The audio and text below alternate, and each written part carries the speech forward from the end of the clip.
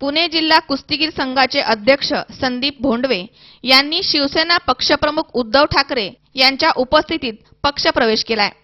महाराष्ट्र नवनिर्माण सेनेचे जिल्हा संघटक संदीप भोंडवे यांनी मनसेला जय महाराष्ट्र करून पुन्हा स्वगृही म्हणजे शिवसेनेमध्ये दाखल झालेत।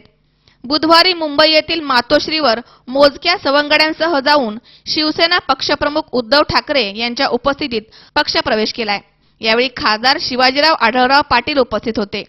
भोंडवे यांना योग्य सन्मान देऊन पाठबळ दिले जाईल अशी ग्वाही ठाकरे यांनी दिली आहे।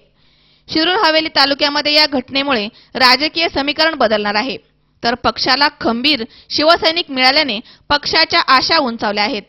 संदीप भोंडवे यांनी प्रारंभी शिवसेनेकडून पंचायत समितीची निवडणूक लढवली होती, त्यात त्यांना यश आले नाही। त्यानंतर गतवेळी मनसेकडून विधानसभा निवडणूक लढवली आहे।